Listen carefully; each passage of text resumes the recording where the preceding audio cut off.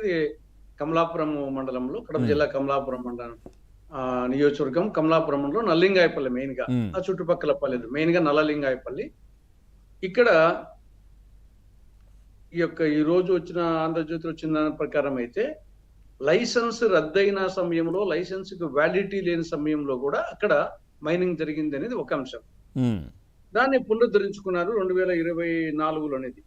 కాబట్టి ఇక్కడ కేంద్ర చట్టాల ప్రకారంగా 2015లో ఒకసారి, 2021లో ఒకసారి కేంద్ర చట్టాల్లో అమెండ్మెంట్స్ వచ్చాయి. ఆ ప్రకారంగా అంతకుముందు చేసుకున్న లైసెన్స్ రద్దయిపోయినట్టే. అయినప్పటికీ అది వచ్చేసి వర్క్ జరుగుతూ ఉంది. ఆ లైసెన్స్ పునరుద్ధరణ కోసము ప్రయత్నాలు చేసి 2024 ఫిబ్రవరి 2న ఇచ్చుకున్నట్టు.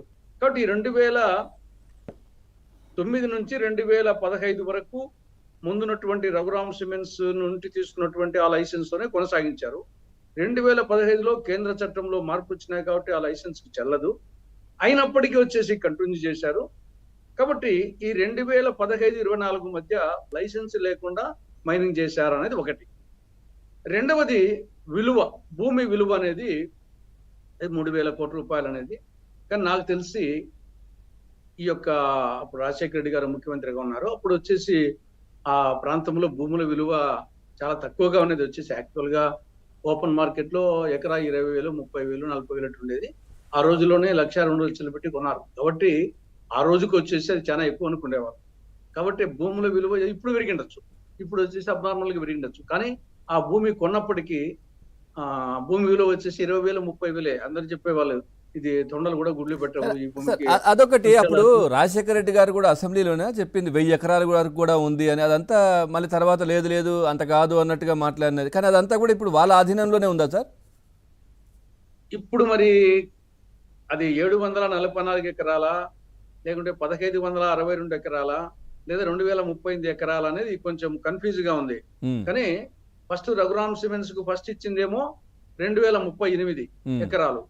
దాని తర్వాత కొంత మాకు ఇది అవసరం లేదు అని చెప్పేసి వెనక్కిస్తే తర్వాత మిగిలింది 1,562 ఎకరాలు. అవును. కాబట్టి ఈ యొక్క రఘురామ్ సిమెంట్స్ నుండి తీసుకున్నప్పటికీ 2009లో మరి అప్పుడు లెటర్ ఆఫ్ ఇంటెంట్ వచ్చేసి 744కి ఉంది. కానీ ఓవరాల్ గా భూమి 1,562 ఎకరాలు కూడా రఘురామ్ సిమెంట్స్ నుండి బదలాయించింటే అనుకుంటున్నాను. కాబట్టి ఆ భూమి లీజ్ ఇచ్చారు, భూమి మాత్రము కొనిందే ఆ నల్లలింగాయపల్లె చుట్టుపక్కల ప్రాంతాల్లో, మెయిన్ గా నల్లలింగాయపల్లె. అక్కడ ఆ రోజుల్లో మాత్రము ఆ భూమి విలువకు రైతులకు వచ్చేసి ఆ రోజు మార్కెట్ విలువ కంటే కూడా చాలా రేట్లు ఎక్కువ ఇచ్చారు. అప్పుడు 20,000, 30,000 ఉన్నింది. కానీ దాదాపు 1,00,00,000 ఆ ప్రకారంగా ఇచ్చారు. కాబట్టి ఈ రోజుకి వచ్చేసి అది కోట్లు ఉండొచ్చు. కానీ ఆ రోజుకి వచ్చేసి భూమి విలువ కంటే ఎక్కువ ఇచ్చారు. అది ఒక ఆస్పెక్ట్. కానీ లైసెన్స్ లేకుండానే ఈ యొక్క కేంద్ర చట్టాల వలన లైసెన్స్, ముందు ఇచ్చిన లైసెన్స్ రద్దయింది. అయినప్పటికీ వచ్చేసి దాని పునరుద్ధరణ 2024లో జరిగింది. ఈ మధ్య కాలంలో 2015-24 మధ్య కాలంలో లైసెన్స్ లేకుండానే మరి మైనింగ్ చేశారా అనేది అది మరి టెక్నికల్ మ్యాటర్ చూస్తే కానీ, ఫైల్ చూస్తే కానీ అర్థం కాదు. తర్వాత ఎట్లా ఉండేది సార్? అప్పుడు గతంలో కూడా మీరు చూశారు దగ్గర నుంచి జగన్మోహన్ రెడ్డి ప్రవర్తన కావచ్చు. డబ్బు అంటే ఎందుకు ఇంత అది డబ్బంటే అందరూ ఉంటుంది సార్. ఇంత ఇంత ఇంత ఈ విధంగా ఎప్పుడు కనిపించలేదు కదా ఎవరు కూడా. జగన్మోహన్ రెడ్డి కాదు, రాజారెడ్డి గారు అంటే ఆ యొక్క హిస్టరీ ఉంది కదా.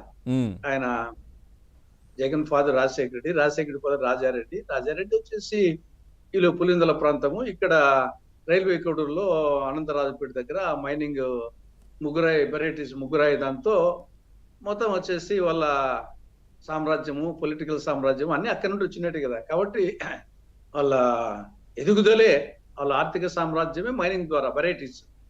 అది ఆ వెరైటీస్ తోనే మొత్తం వచ్చేసి ఆర్థికంగా అయినారు. తర్వాత వచ్చేసి ఆడ అనేకమైనటువంటి క్రిమినల్ యాక్టివిటీస్ కూడా జరిగాయి. తర్వాత పొలిటికల్ గా ఆ డబ్బుతోనే పొలిటికల్ గా అనుకోని స్థాయికి వచ్చారు. పొలిటికల్ ఆ డబ్బే వచ్చేసి వాళ్ళ ఆర్థిక సామ్రాజ్యము వెరైటీసే. దాని నేపథ్యంలో మైనింగ్ తో వచ్చింది కాబట్టి మైనింగ్ లో ఆరితేరినారు. కాబట్టి జిల్లాలో అనేక సిమెంట్ ఫ్యాక్టరీస్ ఉన్నాయి. ఎర్రగుంట దగ్గర ఉన్న అప్పటికి ఇండియా సిమెంట్, ఇప్పుడు అల్ట్రాటెక్, తర్వాత మిగతా జువారీ సిమెంట్ ఒకటి, ఇటు సిమెంట్లు ఉన్న ఫ్యాక్టరీస్ ఉన్నాయి. సున్నప్రాయ కావాల్సినంత ఉంది అని చాలా మంది అక్కడ సిమెంట్ ఫ్యాక్టరీలు పెట్టడానికి ప్రయత్నాలు చేసే నేపథ్యంలో వీళ్ళ కుటుంబం వచ్చేసి ప్రయత్నాలు చేశారు. ఆ విధంగా వచ్చేసి భారతీయ సిమెంట్స్ అనేది వచ్చింది. భారతీయ సిమెంట్స్ కు ఆల్రెడీ రఘురామ్ సిమెంట్స్ అని నాకు తెలిసి సి రామచంద్రయ్య ప్రజెంట్ వచ్చేసి ఎమ్మెల్సీలో ఆ రఘురామ్ సిమెంట్స్ వచ్చేసి నాకు తెలిసి ఎప్పుడు చదివాను నేను కూడా, ఆయనది అనుకుంటాది. ఆయన నుండి వచ్చేసి వీళ్ళు తీసుకున్నారు. రఘురామ్ సిమెంట్స్ నుండి వీళ్ళు కొన్నారు. వీళ్ళు ఇట్లా కొన్నప్పటికీ కూడా సార్ దీంట్లో దాల్మియా ఒక దాదాపుగా 50 కోట్ల రూపాయలు షేర్ తీసుకుంది, కొన్నది, అందులో ఇన్వెస్ట్ చేసింది. అంటే దాల్మియా అనేది చాలా పెద్ద కంపెనీ, వాళ్ళకి అవసరం లేదు కదా దాంట్లో పెట్టాల్సినంత. కరెక్ట్, అది వచ్చేసి ఇంకా మనకు దాంట్లో స్పష్టంగా తెలుస్తుంది కదా, క్విడ్ ప్రోకో అనేది స్పష్టంగా వాళ్ళకు కూడా దాదాపుగా 1017 ఎకరాలు వాళ్ళకు కూడా ఇచ్చారంట, అందుకే దాంట్లో డబ్బులు పెట్టారు. తింటారు అనేక మంది, ఇంకా వాళ్ళే కదా చాలా మంది పెట్టారు కాబట్టి వాళ్ళందరూ వచ్చేసి అప్పటికి ఇంకా ఏమి మొదలు పెట్టిన కంపెనీలో అంత వాటాలు కొన్నారంటే డెఫినెట్ గా వచ్చేసి దాంట్లో ఇంకా ప్రూఫ్ లేకున్నా కానీ వాళ్ళు అనొచ్చులే, మేము ముఖ్యమంత్రి కొడుకు కాబట్టి ఆ కంపెనీ డెవలప్ అవుతుందనే ధైర్యంతో పెట్టామని చెప్పొచ్చు. కానీ మీరు కూడా చెప్పేస్తున్నారు సార్ కరెక్ట్ గానే, అంటే రాజశేఖర రెడ్డి గారిని అడ్డు పెట్టుకొని ఈ విధంగా విచ్చలవిడిగా సంపాదించారనేది మీరు చెప్తున్నట్టే అనిపిస్తుంది. ఆ రోజు జరిగింది అదే కదా, క్విడ్ ప్రోకో వచ్చేసేది. మనం అవునన్నా కాదన్నా జరిగింది అదే. ఆయనకు వచ్చేసి ఆ రోజు జగన్మోహన్ రెడ్డి నథింగ్ కదా, ఆయన పెట్టిన కంపెనీలు అంత పెట్టాల్సిన ఎవరైనా కానీ ఏముంది. అప్పుడు ఇంకా సాక్షి పేపరు ప్రారంభం కాకముందే దాంట్లో పెట్టారు, ఇక్కడ ఆయన సంస్థల్లో పెట్టారు. కాబట్టి ఇవన్నీ డెఫినెట్ గా వచ్చేసి ఏదో ఆశించే కదా, ఆశించకుండా వచ్చేసి ఎవరు